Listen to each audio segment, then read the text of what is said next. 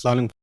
جیسے عشاء کی 4 رکعت فرض ہے اور 2 سنت اور 3 وتر ہے، تو کچھ لوگ یہ کہتے ہیں کہ اب وتر اگر ادا نہیں ہو رہی ہے تو عشاء مکمل نہیں ہو رہی ہے. تو کیا، اور ویسے باقی نمازوں کا بھی ایسی ہے کہ اگر کوئی انسان صرف فرض ادا کر رہا ہے، سنت اور مطلب گڑبڑ ہو رہی ہے، چلے جا رہا ہے، تو کیا اس کی فرض مکمل نہیں ہو رہی ہے؟ ہاں نے ایک سوال کیا کہ نماز کے تعلق سے اگر کوئی نماز پڑھتا ہے عشاء کی، تو کچھ لوگوں نے ان سے کہا کہ اگر وتر نہ ہو تو عشاء کا ثواب نہیں ملے گا، عشاء نہیں ہوتی ہے. دیکھیے وتر ایک الگ نماز ہے، ٹھیک ہے. فرض نماز جو عشاء کی وہ فرض ہے، وہ 4 پڑھ لے تو ادا ہو گئی. کنڈیشن نہیں ہے کہ اس کے آگے پیچھے کچھ ہوں گا تو ہی ہوں گی. آگے پیچھے کرنا باعث اجر و ثواب ہے، لیکن کنڈیشن نہیں صاحب ہوتی نہیں. جو لوگ بول رہے غلط، ٹھیک ہے. کچھ لوگ اس لیے نہیں ہوتی بولتے کہ بولے اسی بہانے لوگ کیا کریں گے، پڑھ لیں گے 3 رکعت. لیکن یار یہ بہانے سے پورا دن کب تک چلائیں گے ہم؟ ریالٹیز بھی تو معلوم. کچھ لوگوں کو میں نے دیکھا مسجد میں، خیر آج تو لوگ سمجھدار ہوگا، لیکن میں نے ایسے لوگوں کو دیکھا نماز ہوتی دیکھتے تھے لوگ کہاں سے جا رہے، جہاں سے جا رہے وہاں جا کے رکعت باندھ کے کھڑے ہو جاتے. اور کیا نیت سے معلوم؟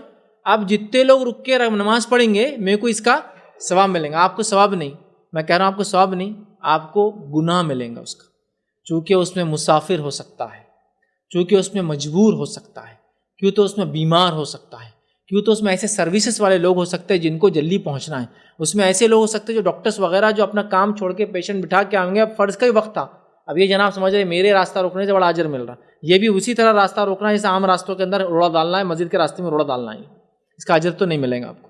چلو اب لوگوں نے، اللہ نے سمجھ دی کہ اب کم از کم مسجدوں میں جانے کا ٹریک تو بن رہا ہے. نہیں تو ایک سسٹم تھا، ٹریک بھی نہیں تھا پہلے تو.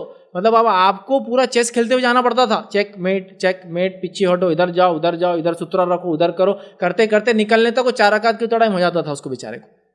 ٹھیک کرنا چاہیے مسجدوں میں سسٹم یہ ہونا چاہیے کہ دونوں طرف یا کم از کم ایک طرف ایسا کرنا چاہیے کہ پورا خالی ہو ٹریک. وہاں نماز کی جگہ ہی نہ ہونا چاہیے، مطلب کچھ بچھاوا ہی نہیں ہونا چاہیے، یا پھر کوئی ایسی چیز جس پہ لوگ پیدل پیر رکھتے ہو تاکہ لوگ نکل کے جائیں. اور کم از کم ہر 3 کے صف کے بعد ایک سترے کی صف ہونا ہی چاہیے، تاکہ ہر 3 کے بعد سترے کی صف ہونے سے یہ 3 جتنا چاہے اندر جو کرنا ہے کر لے. اب پہلے ایک آدمی آئے سب سے پہلی نماز کے لیے، سب سے پہلے، اور اس کو بیٹھنا ہے سب سے آخر تک، کی تو مسجد بھر جائیں گی 25 صف پیچھے تک. تو یہ ہونا چاہیے. ٹھیک، تو لہٰذا تو وہ انہوں نے سسٹم بنا دیا کہ بھائی یہ پڑھ لیں گے بہانے سے. ایسا نہیں، 4 ہو گئی پڑھتا ہے، بہت اچھی بات ہے. اب کیا وتر کو چھوڑنے کا یا موقعہ نماز چھوڑنے کا گناہ ہے؟ تو اس معاملے میں جو علماء کے اقوال ہے اس میں سے ایک صحیح قول جو امام احمد بن حنبل رحمہ اللہ کا ہے، وہ قول یہ کہ ہمیشہ ترک کرنے والا واجبات اور موقعہ کو گناہ گار ہوگا، ہمیشہ ترک کرنے والا. لیکن کبھی پڑھتا ہے کبھی چھوڑنے والا انشاءاللہ نہیں ہوگا، چونکہ یہ فرض نہیں ہے. دوسرا جامع ترمذی کی روایت کے اندر اس کے فوائد بھی ملتے ہیں کہ جو شخص فرض نماز پڑھتا ہے اللہ رب العزت روز قیامت نماز کا حساب سب سے پہلے کریں گا. نماز کا حساب ہونے کے بعد اللہ نہ کرے اس کی فرض کم ہو جائے تو اللہ کہیں گا فرشتوں جاؤ دیکھو کوئی اس کی نفل ہے کیا. اور یاد ہے کہ فرض کے علاوہ تمام نمازیں نفل میں ہی آتی ہے.